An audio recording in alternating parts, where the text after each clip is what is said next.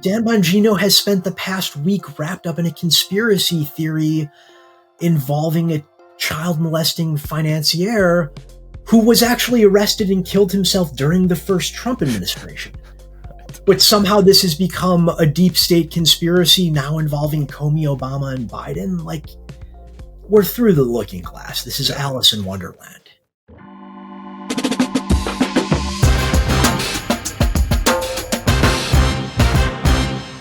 Hello and welcome to the Bulwark Podcast. I'm your host, Tim Miller. We've got a lawfare doubleheader of sorts in segment 2. Our friend Ben Wittes is back, but first, he was recently a top deputy in the FBI's Norfolk office. He resigned after being told he'd be demoted for being friends with someone on the Kash Patel enemies list. His title had been Assistant Special Agent in Charge of the Norfolk National Security and Intelligence Programs. He'd previously worked in other roles, such as a unit chief at the J. Edgar Hoover building in D.C. It's Michael Feinberg. How you doing, man? I'm doing well. Yourself? Well, I'm still employed, so I'm doing better than you, I guess. Yeah. And I saw from one of your earlier podcasts that you actually got to go see Oasis kick off their reunion tour. I saw Oasis's first homecoming show in Manchester in Heaton Park. It was fucking brilliant. Yeah, I feel bad. I've been making fun of Oasis on Blue Sky lately, but that has more to do with the personalities of Liam and Noel. I saw them a few times in their original incarnation. They sound as good as ever, man. I don't know. Liam's been, I don't know if Liam stopped smoking or what's going on, but they sound great. Highly recommend. And you've got free time. So they're playing all over the world. We're having a kid in about 2.5 weeks. Oh, congrats. So unfortunately, free time is not really on the agenda for me. Congrats. Well, my advice to new parents, nobody tells you this, like 3 months to 9 months is actually a great time to world travel with a child. No one tells you this because because unless you have a cranky child, but most of them at that age just shut up if you just give them a bottle or change the diaper.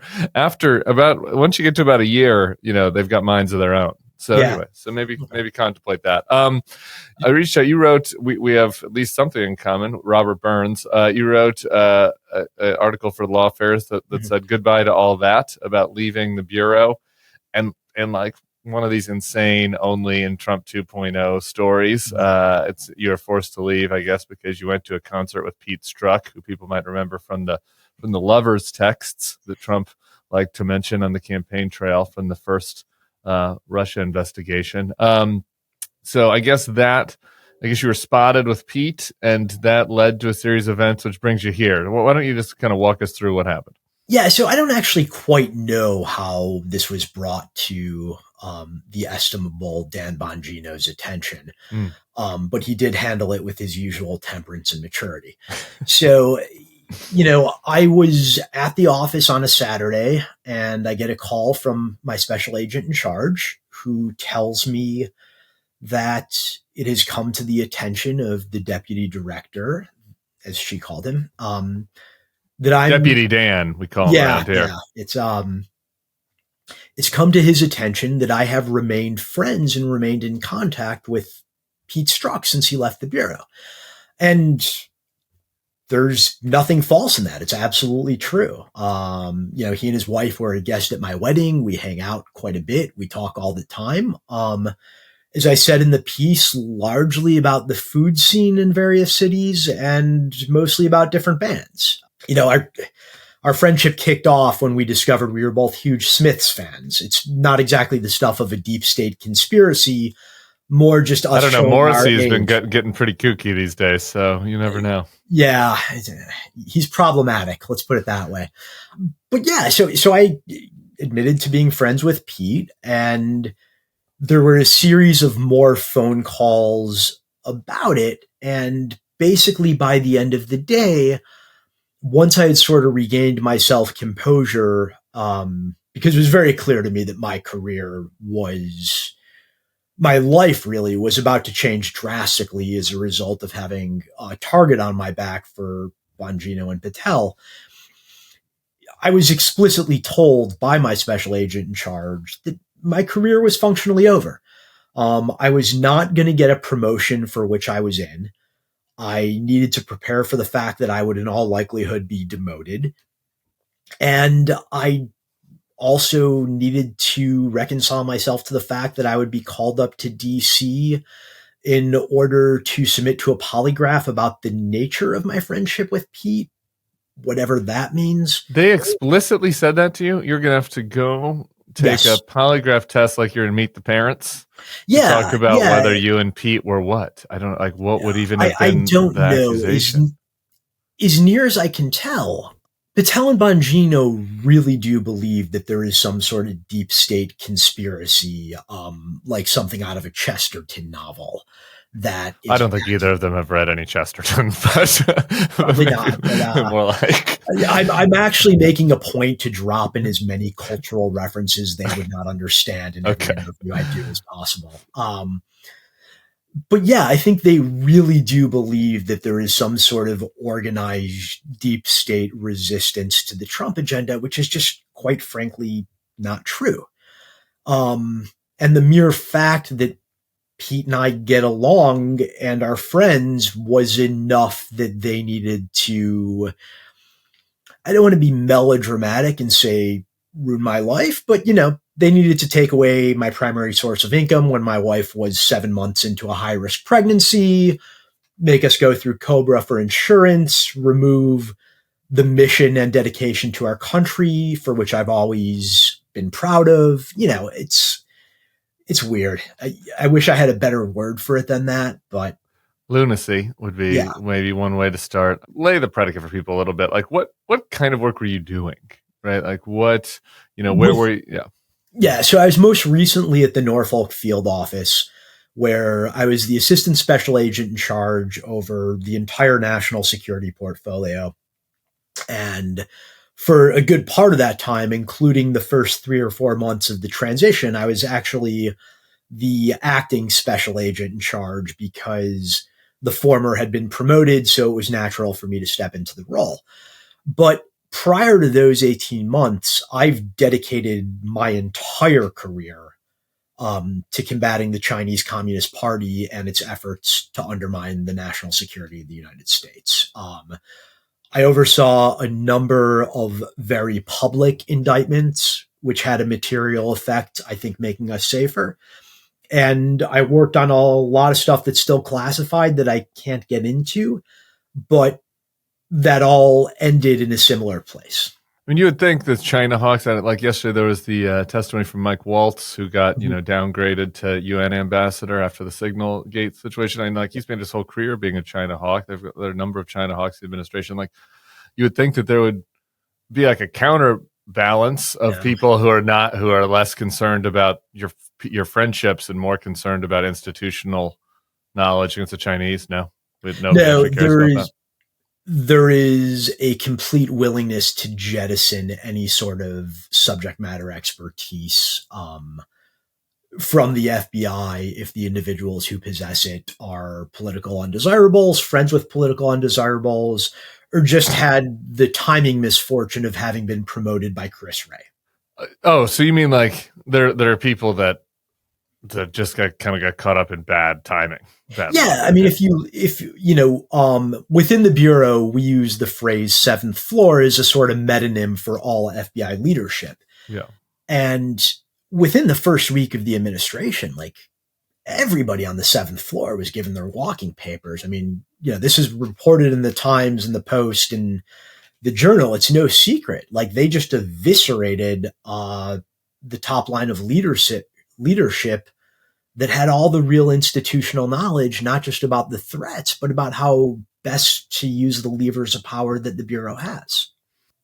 I guess you were in there as recently as 6 weeks ago or something. Yeah. What is happening now? Like, what are the remaining people working on? How's the morale? Like, what's immigration and violent crime largely. There is a willingness by Patel and Bongino to have the Bureau function essentially is just an augmentation effort for HSI.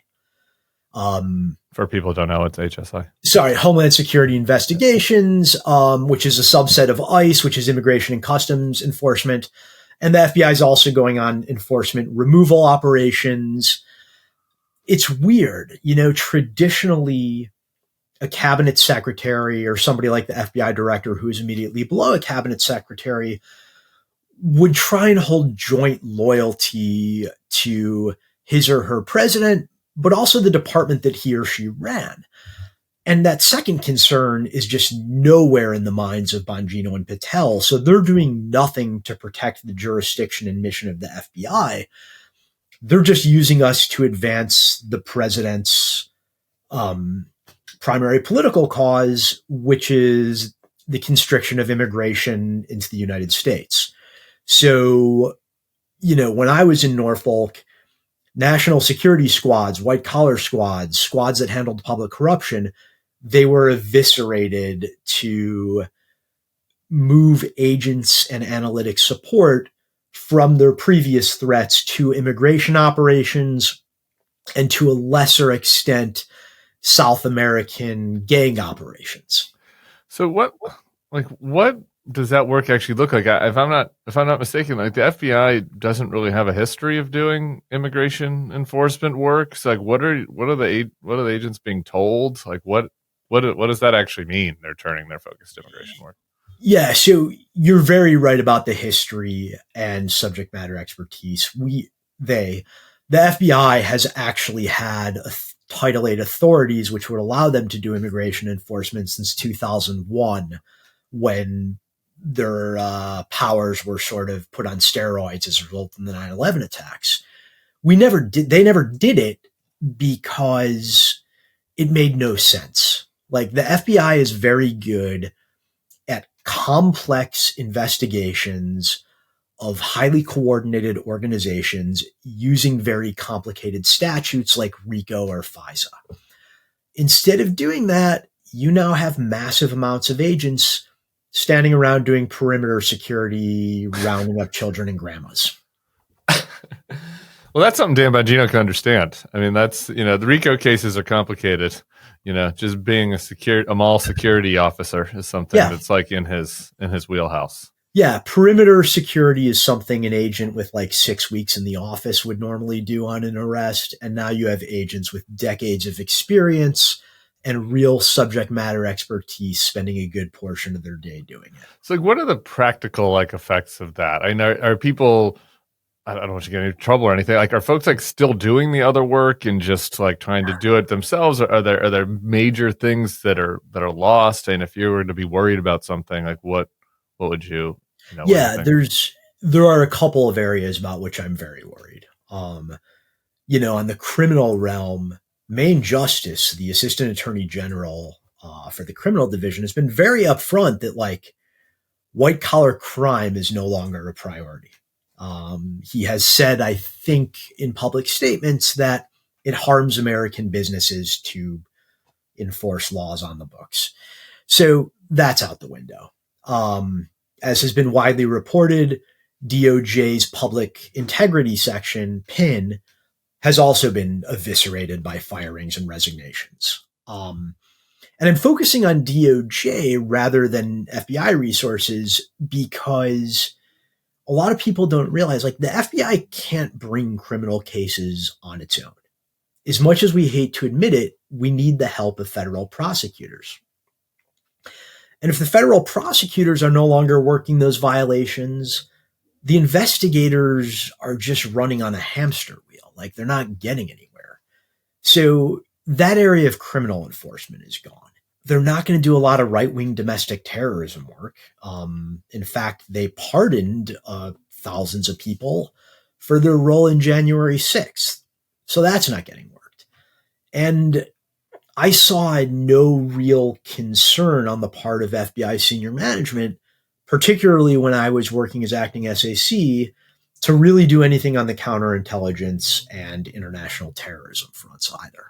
So the folks that are still there, I mean, like, what is morale like? And maybe morale's good because the people that are there are folks that are excited to meet Kash Patel. I don't know. I don't know. Right. And like, they're fans. I don't know. Or maybe there are a bunch of people there who are just trying to keep their head down. Like, what's the FBI, what's like inside the building, do you think now?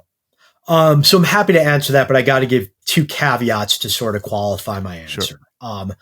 First is I still talk to a real lot of people in the FBI. I mean, it's where I spent the better part of 2 decades. But the people with whom I speak and the complete strangers who've reached out to me on, various platforms. Self-selecting. Yeah, exactly. Like these are the people who hated what I had to say in lawfare are not going to be reaching out to me to express their ire at the 7th floor. That's category number 1. Caveat number 1. Caveat number 2 is I think we really need to differentiate between the workforce and the newly appointed senior executives. The workforce, from everything I am hearing, both directly and secondhand, is miserable. They joined their country. They joined the FBI out of a real desire to serve their country and protect it from serious threats. And a lot of them don't feel like they're doing that anymore.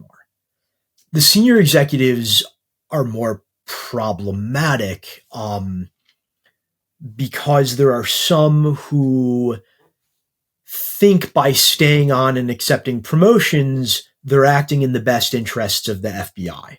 I disagree with that analysis, which we could get into or gloss over. But there's also a lot of senior executives who see opportunity, and they are purposefully promoting people who are not eligible for pensions yet. So they're over a financial barrel and they can't push back against the administration.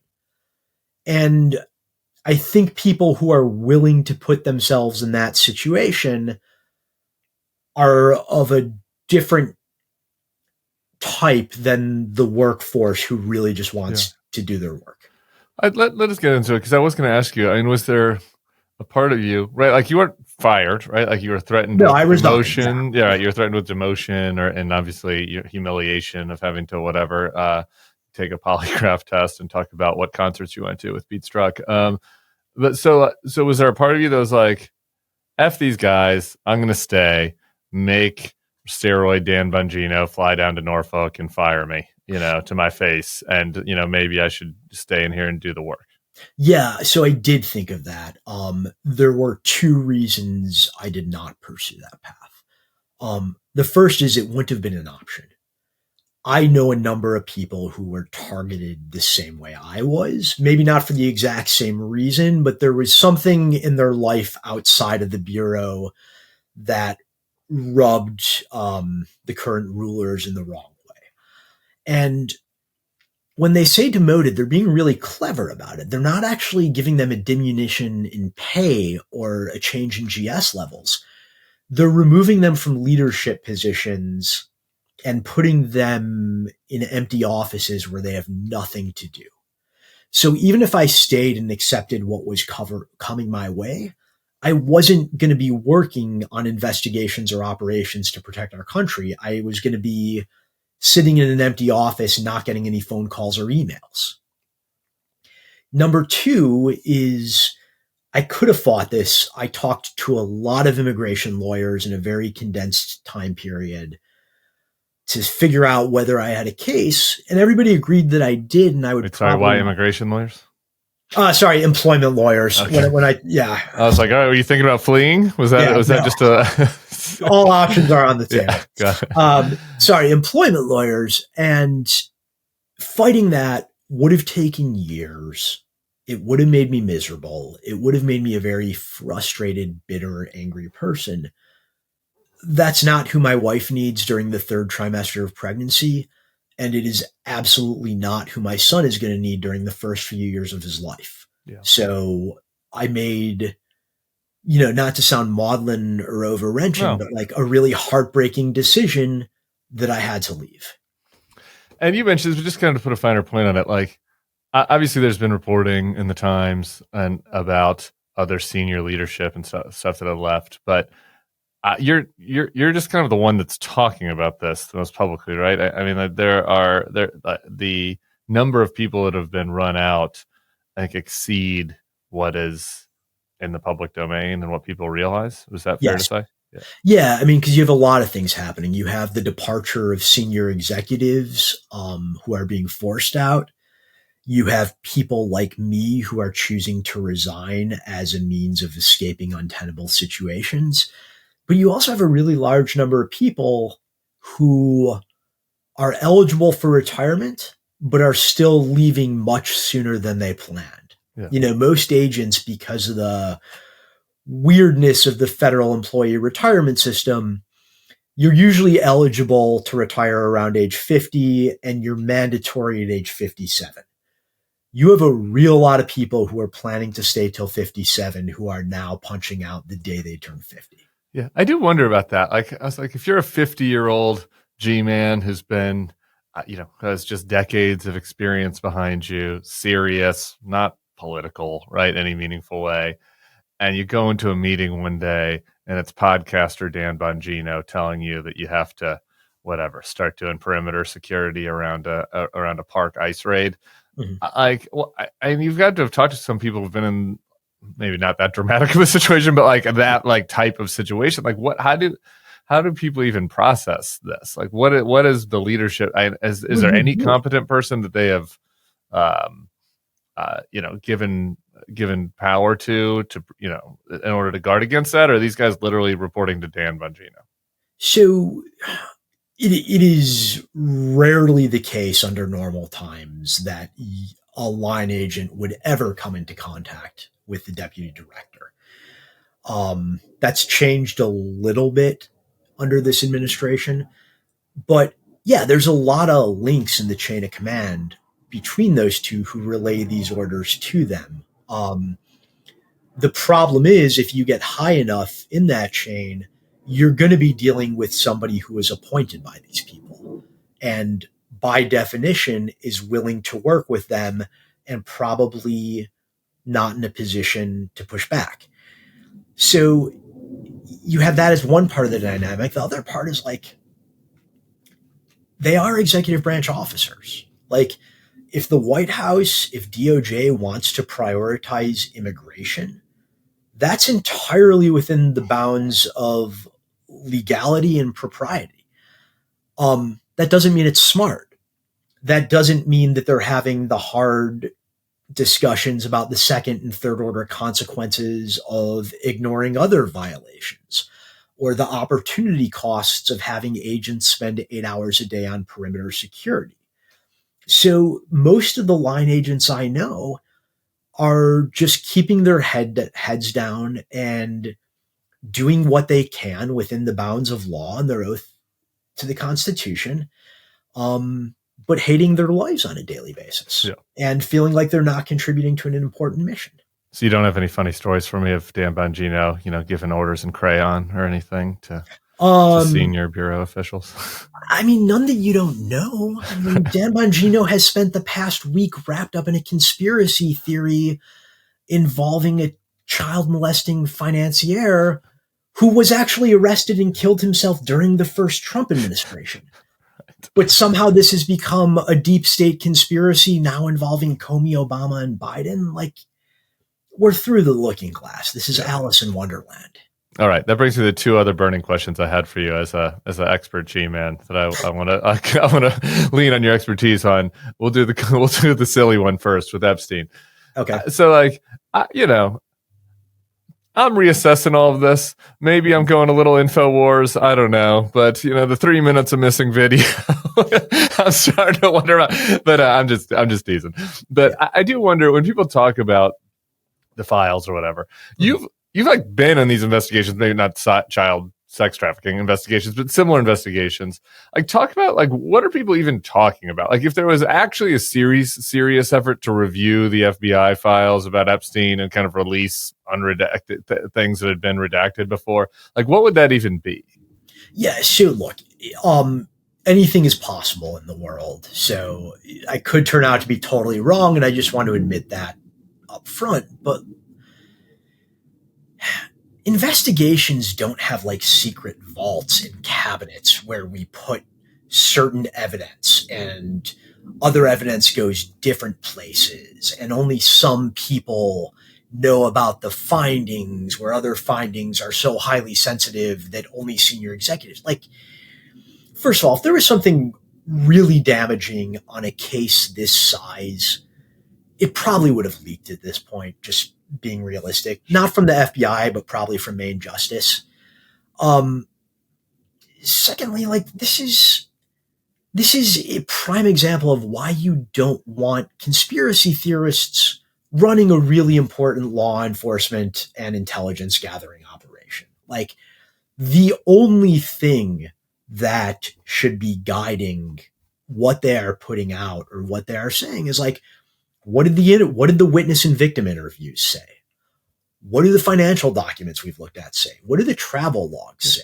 If there's some private financial documents, like that's the kind of stuff that might be in there that I think is a more realistic quote unquote conspiracy theory. It's like Trump's friends, donors, Les Wexner or whatever, if it is in there, from paying a lot of money. And FBI looked into it and they're like, well, I don't know, can we actually indict this guy over this? It looks bad, but maybe that's the kind of thing that would be. Yeah, but like the number 7 FOIA exception, which would normally restrict the release of that sort of information, it's limited to things that would tip off the subject that he or she is being looked at. Subject's dead. Epstein's dead. Yeah. And the other requirement is it's going to affect an ongoing enforcement action. And once again, Epstein's dead. It's possible they're looking at other co-conspirators. I mean, we know they are at least one, or they're thinking of opening other cases on individuals, but like they can say that without identifying the individuals. There's just a lot of smoke right now. And I've been in the government long enough to know that when people of, what I will politely call the intellectual makeup of, Dan Bongino see a conspiracy, there's probably not a lot of fire behind that smoke. Yeah. Okay. So that 3-minute video from the prison doesn't have your G-man spidey sense. The 3 minutes of missing tape. It's enough time to get in there and get somebody. I mean, look, the advice I was given when I joined the Bureau very early on, and that I passed on to probably every single person I ever supervised, never assume malevolence where incompetence will suffice. This is where I go to my normal why I'm against most Trump conspiracy theories. It's like Trump can't keep a fucking secret. We know everything about this asshole. Anyway, all right, here's my last FBI expertise question for you. When the administration was first starting and all these hires were being made, right? Yeah. The Kash one was particularly of concern to me for a specific reason, right? Which is the FBI does have a lot of powers. Like the FBI can create a lot of problems for people that they're investigating before you get to a grand jury, right? Like there's investigation, hassling. And I don't like, maybe these guys are just too incompetent to do that. I mean, obviously, Comey's been hassled a little bit. There've been examples, but like, what do you think about that? Like, as far as concerns about potential, retribution, maybe, I don't know, maybe targeting you or others, with the kind of powers that the FBI has. What might somebody be concerned about or not concerned about in that realm? This is actually one of the few things I take some comfort in. Right. First of all, I don't think Patel or Bongino understand enough about how the FBI works to fully leverage its abilities. Secondly, a senior appointed political official within the FBI, of which unfortunately there are now more than there ever has been, they can't run an investigation. Like they need a GS 10 through 13 level case agent to actually go out and do stuff. And I have immense faith in the overwhelming majority of that workforce, that they take their oath to the Constitution very seriously. My worry is that over the 3.5 to 10 to 7.5 years that Kash, I'm not good at math, however long Kash Patel is director, because it's a 10-year term, he's going to have the ability to really influence the internal culture of the Bureau in terms of how we train new agents and play a role in terms of what sort of people we hire. So while right now there is a very strong rule of law culture within the FBI, I do have concerns that culture may be weakened as we promote people who are willing to work for these clowns, and also as we hire people who are not alarmed by what they see going on. So you're telling me you don't think there's a master plan? You don't think Kash is like looking at my texts about the Oasis set list and, kind of wait for an opportunity? I don't know. Am I allowed to ask one silly question? Of course, yeah. Did they play any of the B-sides? Like, did you get Acquiesce or the Master Plan? Of course, we got the Master Plan and Acquiesce, yeah. Right. It was almost all the first two records. They played almost nothing from, so we got a ton of B-sides from the first two records. Almost nothing from the last few records. Little by little, they played, I forget, there were maybe like 2 or 3 songs, so we're not on the first two records. It was perfect. Those are the 2 tours I saw them for when I was much younger. You got to get back out there. You got 2 weeks. I think you can get to Heathrow and then get back in time for that child, all right? I am never going to stop resenting my son for having a due date the same week that Pulp is reuniting in DC. So, you can do it. You can make it to the hospital in time. I had a friend that was at an LSU game while his child was being born, and he made it to the hospital in time. It's all good. You can do it. Mike Feinberg, man, I'm sorry these fuckers are doing this to you, but thanks. Don't let them get you down. I appreciate your service to the country, and let's stay in touch. All right. Sounds good. Have a good one. Right. Thanks, brother. Everybody up next, Ben Wittes. Let's heading over the ocean. You start to think to yourself, you got to make sure you have your affairs in order. I don't want to get too macabre. I'm not a scared flyer. Now that Sean Duffy's in charge, maybe, but still, there's something about flying over the ocean that makes you want to make sure you have your affairs in order. You have a carefree summer. That's why I'm excited to already turn to our sponsor, Trust and Will. Trust and Will can help ensure that your loved ones are covered when it comes to things like medical decisions and power of attorney. You go to trustandwill.com/bulwark to get 20% off their simple, secure, and expert-backed estate planning services. Their website is easy to use and simple to navigate. Plus, all your information and documents are securely stored with bank-level encryption. Each will or trust is state-specific, legally valid, and customized to your needs. We can't control everything, but Trust and Will can help you take control of protecting your family's future. Go to trustandwill.com/bulwark for 20% off. That's 20% off at trustandwill.com/bulwark. All right, we are back with the editor-in-chief. What is that, right? Yeah, editor-in-chief of Lawfare. He also writes Dog Shirt Daily on Substack. It's our old buddy, Ben Wittes. What's happening, man? Just living the dream while I'm no worse than anybody else. I'm chilling in Washington while you're hanging out in Spain and Britain. With the American flag. I love that you still have a little patriotism in your soul, Ben Wittes, in these moments. You're a guy, Mike Feinberg, who wrote that Goodbye to All That piece for Lawfare. We just finished with. You cut the end of that. And I don't know, man, that guy, it's just one of these examples. It's like anytime you meet one of these supposed shadowy deep state people, like this is crazy. It's like this guy's got fucking conservative philosophy books sitting behind him. You can sort of scroll in there and, see his, Bill Kristol style library, taking his job seriously, doing China counterintelligence. And he's out of there because somebody spotted him at a concert with Pete Struck or something. Like the whole thing is lunacy.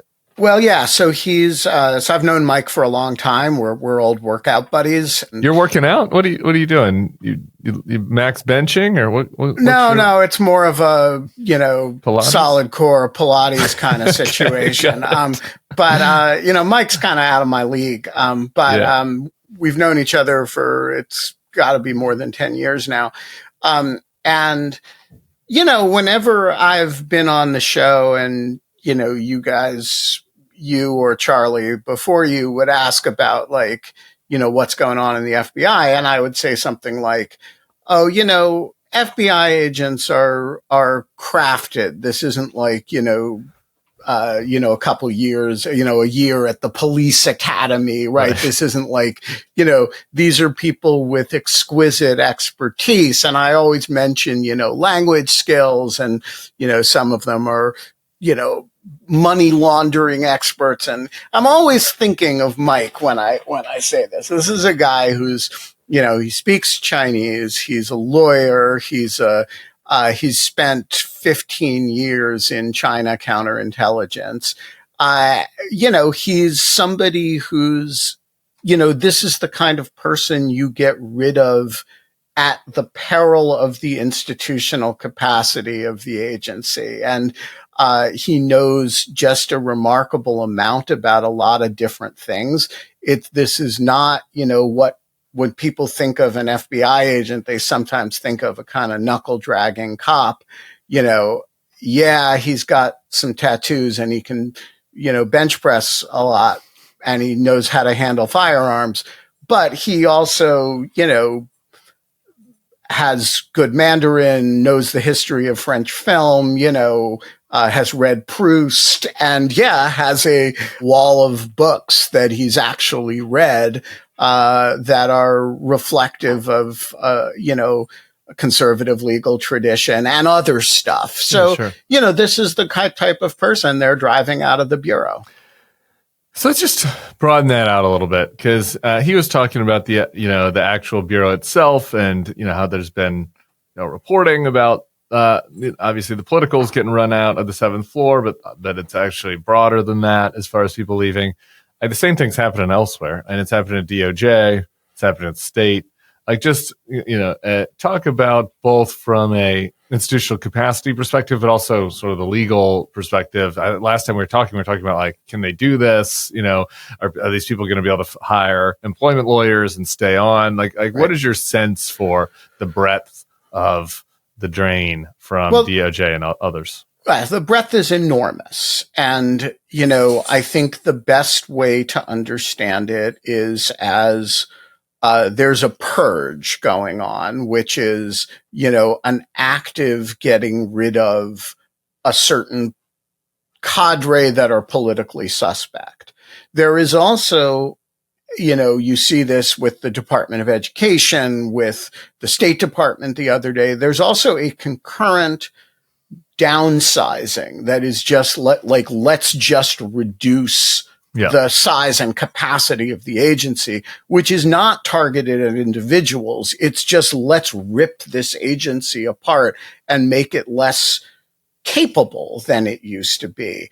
And then there's a third thing that, is going on that I actually doesn't involve my particular areas, but it is, worth thinking about in this context, which is a large-scale destruction of the government's grant-making capacity. And this is particularly acute in the scientific areas, the biomedical space. The world's largest funder of cancer research, which is the National Cancer Institute, is, getting out of the business of funding cancer research, right?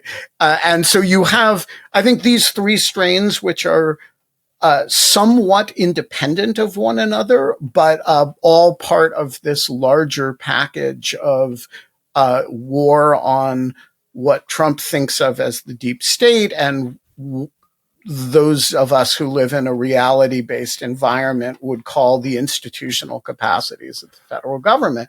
It's a gigantic. The magnitude of it is immense and hard to get your hands around because, frankly, very few of us, I have expertise in the Justice Department and the FBI. I don't have expertise in the grant-making capacities in the medical research space of the U.S. federal government. And so very few people have a kind of holistic sense of what this looks like. But I do think thinking of it in 360 terms, 360-degree terms is important. There is another way to do it, another way to think about it, which is what are we spending money on? If you immigration detention centers, mostly. That's right. Yeah. So if you look at it in the macro picture and you say, what is the Trump administration spending money on? The answer is it is reducing funding for all of these traditional things that we think of in the sort of post-war era as major government priorities. And it is spending that money and much more, by the way, on building detention facilities, though not adjudication capacity to deport as many people as humanly possible. Yeah, just a quick aside, because I want to get more into the staffing side of it, but on the grant making, since you mentioned it, I did a video last night. People should go check out for more details on this, but they're doing this rescissions package today over on the Hill, which basically defunds things they already funded as a shorthand for what they're doing. The the procedural vote passed last night 50-50 with Vance as the tie-breaking vote. One of the things in it, they cut it's like $100 million for the UNICEF General Fund, which essentially just is like the organization that whenever there's a major crisis in the world, they go and ensure that kids like under 5 are able to get food, like and access to nutrition. Like the idea, $100 million is like nothing. Like this bill, they just passed the OBBB that raises the deficit by 3 trillion, 4 trillion, 5 trillion, depending on which analysis you look at. This is just a total drop in the bucket. And to your point, it's hard to kind of for everybody to wrap their heads around everything, that's being cut in these situations. And it's like these small line items for people that don't have big lobbying efforts, that do real good work. Yeah. And the great concession that the Republican moderates, such as they are, gouged from the administration on the rescissions package was not cutting, I think it was $400 million for PEPFAR. So that's the win, right? And I think, the best way to understand the administration and its priorities is in terms of the gross financial picture. And that is, cutting. And look, you can agree with these values. You can disagree with these values. I happen to find them morally appalling. But let's just describe them neutrally, which is we want to lock up and deport as many people as humanly possible, and we want to cut the federal government down to size in nearly all other areas, and we want to give enormous tax breaks. That's the Gestalt picture.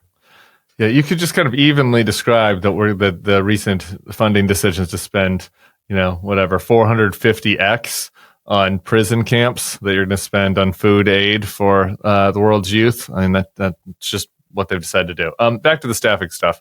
You wrote about Erez Ruveni, I think I'm getting that right, a DOJ prosecutor who has been pushed out, and just a huge kind of firestorm around that. Talk about that story as a kind of representative of what's happening right now. So first of all, Erez Ruveni is not a prosecutor. He was a civil litigator in the immigration space whose job for the last 15 years has been to defend administration initiatives in the immigration space, including under the Trump administration. He's one of the people who defended the travel ban in the woke travel ban. He was the defender of the woke travel ban. He's on the briefs. I think he argued some of the stuff in the lower courts. He's a very talented lawyer. He was like, it isn't really a Muslim ban because we also threw North Korea on top. Exactly. That's, and look, I mean, there are a lot of positions that Erez Ruveni has litigated on behalf of a number of administrations for that I don't share. I always believe in never criticizing the career lawyers for defending the administration policy, because that is their job. That is why we hire them. And they don't formulate the policy. Their job is to defend the policy. In the Biden administration, you defend the Biden administration policy. In the Trump administration, you defend the Trump administration policy. As long as you are observing the ethical rules and norms of being a government lawyer, I exempt these people from criticism. Erez Ruveni did exactly that, and he got fired for it. And not just fired, but Pam Bondi denounced him personally on national television.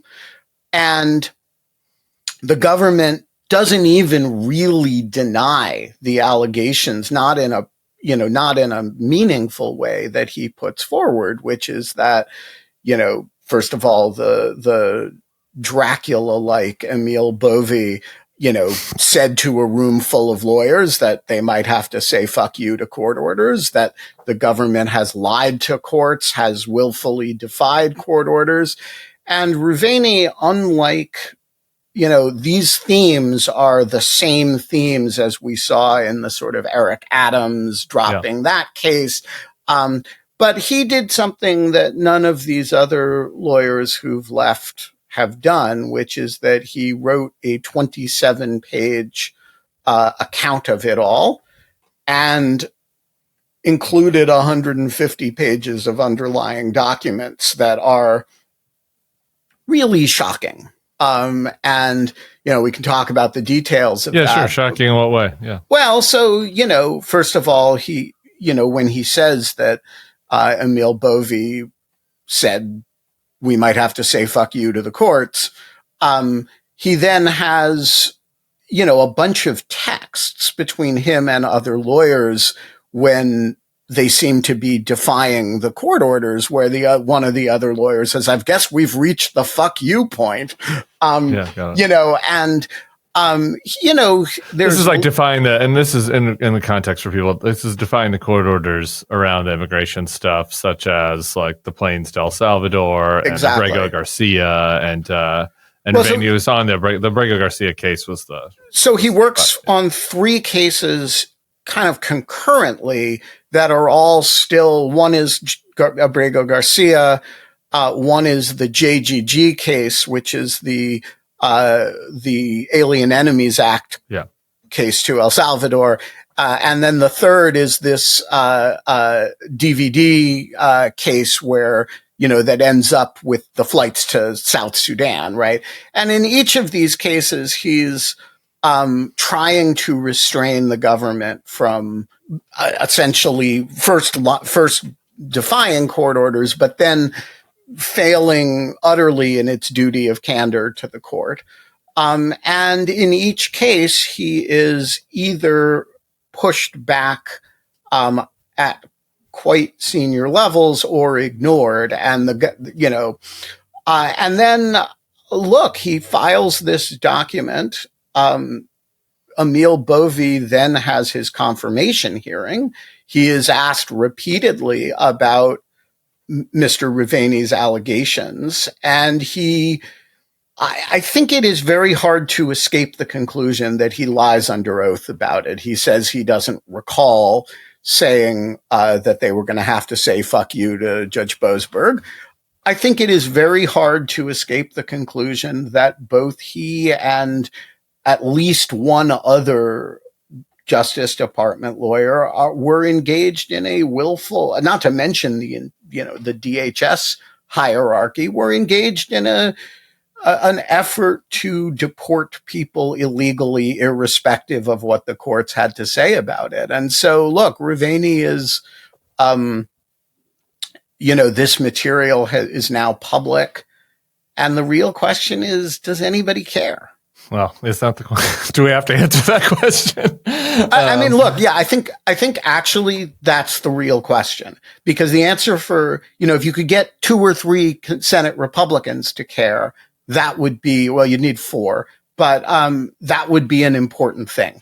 Well, no chance of that in my view. This is the shocking thing to me about, and this goes back to the Feinberg situation, and maybe shocking isn't the right word, but this is the dispiriting thing, is that I understand, I don't support, but I understand kind of the own the libs, drink the liberal tears reaction that you see online when the State Department bureaucrats are like boxing up their stuff and getting out of there, and the Department of Education is trying to, this is old right-wing anti-government ideology, right? And right. They don't think that a lot of people in the federal government do good work, and it's fine for a lot of them to be fired, right? So I'm not endorsing that. I'm just saying, like, that is something that is understandable. The dispiriting thing is that, like, in the DOJ and an FBI, like, we are talking about people that are being kicked out that are totally apolitical, that are doing objectively real work to keep the country safe, to defend the rule of law in the country. And the fact that, like, across the board, people are being run out on the rail, kicked out, expertise is being lost.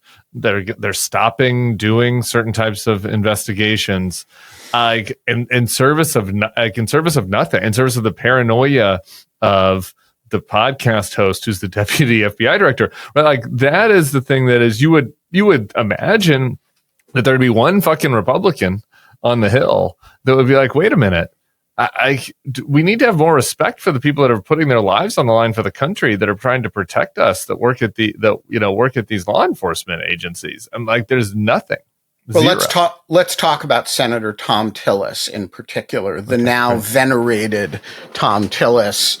Who is venerating Tom Tillis? I missed that. Yeah, that happened while you were away, because I would have disabused the venerators if I'd been in town. But he voted against the big beautiful bill, he when Trump attacked him and said he was going to organize a primary campaign against him, he announced that he wasn't running for re-election anyway. Yeah. And, this augured a great new era of independence on the part of Tom Tillis. Tom Tillis spent much of the month of January fiercely defending Kash Patel and criticizing aggressively those who were suggesting that he might be a conspiracy theorist who had no business running the FBI. I have not, while Tillis has said that he regrets his vote for RFK, now he has not said anything of the kind about Mr. Patel, to my knowledge anyway. And moreover, I have not heard him say that, it is simply unacceptable for Emil Bove to do the things that he is credibly said to have done. In fact, has provided no evidence that he didn't do, and that coming up to the Senate Judiciary Committee and saying in response to Erez Ravani's allegations that he just doesn't recall whether he said "fuck you" about the courts. You cannot confirm somebody to be a judge on the Third Circuit United States Court of Appeals, which, is he going to vote for Emil Bove? I wouldn't bet against it. Let's put it that way. And so I do think these are completely unacceptable issue. This is a completely unacceptable set of behaviors by a lot of different people. And we haven't heard boo from the Inspector General of the Justice Department. Senate Republicans don't care. The D.C. Circuit Court of Appeals put a stay on Judge Boasberg's contempt inquiry, an administrative stay, and then have been radio silent for 3 months. And so my question is, when you have people behaving this way, what is the mechanism of accountability, or is there none? Yeah. I don't know. I mean, I think that there is none, if the Senate Republicans aren't gonna do anything about it. It is crazy in the context of the Epstein thing. I've been doing a lot of interviews about the Epstein thing. I understand why Republican-based voters and podcasters are upset about the Epstein file situation. But like, for ostensibly responsible senators, like, it's insane that there are Republican members of the U.S. Senate that are trying to get accountability for Trump on not releasing the redacted Epstein files, but there's not a single one who feels like, hey, maybe it was a bad thing that we ran out the China expert from the FBI because Kash Patel's fifis were hurt, that like some other random, he was friends with some random person. It's again, similar to the funding, it's a telling breakdown of what the priorities are. Yes. So let's talk about the Real Housewives of the Justice Department. Normally you would say it is a bad thing that the deputy FBI director just goes walkabout on a, Friday, refuses to come into the office and won't say whether he's quit. I'm sorry, Ben. We all need mental health days sometimes. Yeah. Have you never stormed out of the office just because you're mad at a colleague, decided you need to eat ice cream and, watch Bravo all day? I just want to say I totally respect Dan Bongino's right to do it. Normally, the president of the United States, when you ask him on a Monday morning, do you have a deputy FBI director? This literally happened Monday. And Trump said, I think so. He There's literally Costanza shows back up at the 7th floor, and he's like, "What? You guys took me seriously? Right? You thought you thought about that little joke on Friday about me quitting?" I understand that people think everybody needs a mental health day.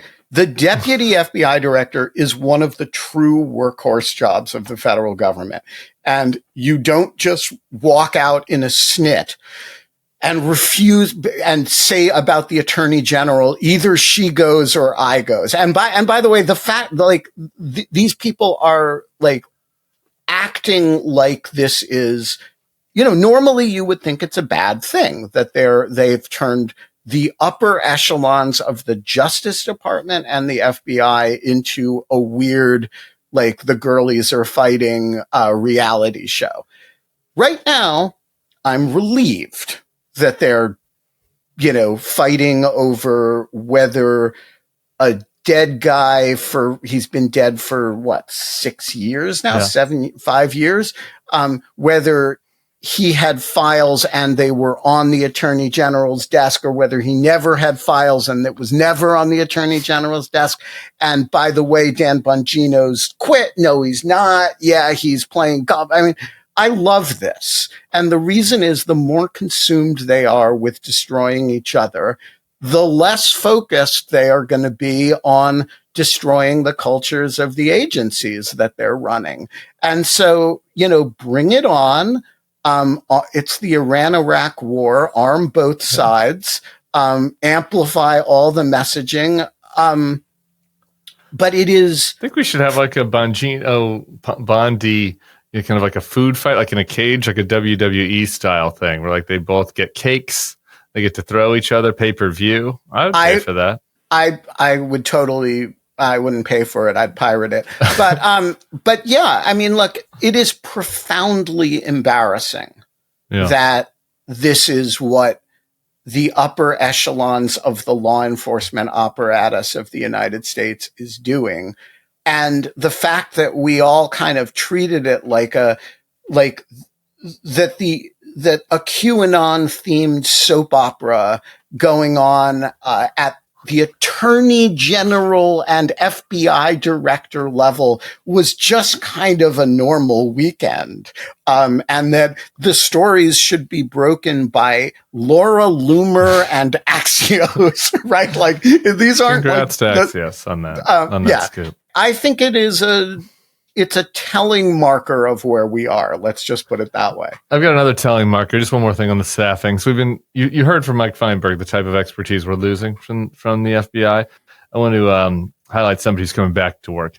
A former FBI agent who was charged with encouraging the mob that stormed the Capitol on January 6th to kill police officers has been named as an advisor to the Justice Department task force that President Trump recently established to look into retribution against his political foes. That's Jared Wise, and he's going to work for Eagle Ed Martin. Yeah, former FBI agent. Yeah. I thought the FBI agents were all part of a deep state plot to go after Trump, and it was the woke liberal agents bureau. That seems to be wrong if Jared Wise was working there. I mean, one thing that I've never met, and I've hung out in FBI circles quite a bit. Left-wing FBI agents, they don't exist. Never met a purple-haired, nose-ring, non-binary FBI agent? No, they all work for NSA. Okay. No, I'm serious. Those people are you walk around the halls in Fort Meade and they'll be some girl with purple hair walking next to a military officer. Yeah. And, those people are linguists and computer science geeks and math geeks. And that's all of it. But the FBI is it's a bunch of conservative white guys. And we do honor their service to the NSA too. We really appreciate it, and always, if they get run out on a rail as well, they're also welcome on the Bulwark podcast. All right, I want to do a little Ukraine. Is it good news? Obviously, unimaginable suffering has happened in Ukraine over the last 6 months, while Donald Trump, played out his melodrama with Vladimir Putin, and so it's horrible. So it's just not a rah Trump thing, but does it feel like maybe something has changed here, or do you think that this is a can kick? Trump got this, like seems to be upset with Putin, more open to allowing Zelensky to use offensive weapons. Zelensky is getting some ATACMS and Patriots that are needed and long overdue. Like, what's your assessment of the state of play, and what are you hearing from your Ukraine pals? All right, I have three things to say about this. Okay. First of all, let's distinguish between two policies that were announced on Monday. Okay. The first is the availability of weapons to Ukraine. The second is a 50-day, Vladimir, you have 50 days to sign an agreement, otherwise punishing sanctions. I think the second one, an inexplicable 50-day grace period, I don't think that is a big change of policy. It is a change of tone to put the onus essentially entirely on Putin is a significant change of tone, and I do think there's promise in that. But 50 days is a long time. A lot of Ukrainians are going to get killed in those 50 days. And I don't think Trump deserves a lot of credit for announcing that something bad will happen to Russia 50 days from now. The weapons issue is a different matter. And I think it's assuming it's real, and I want to see the actual weapons transfers happen before I assume that, because trying to make sure Darren Beatty doesn't put a stop delivery on those. For example, I also want to make sure Trump doesn't change his mind. Yeah. And I want to make sure that the Europeans are as aggressive when it comes to actually spending money as they are when it comes to talking about it, which is a chronic issue. That policy change is very important. And I do, my willingness to criticize the Trump administration is almost infinite, but I do want to give him credit for that. If it happens, it's a very big deal, and Ukraine desperately needs those new more air defenses. It has been asking for long-range missile capability for a long time. If it gets both, that is a big deal. Now, there are two things that I don't like about this deal. One is that I don't know for sure that it's really happening. And so my willingness to say, well,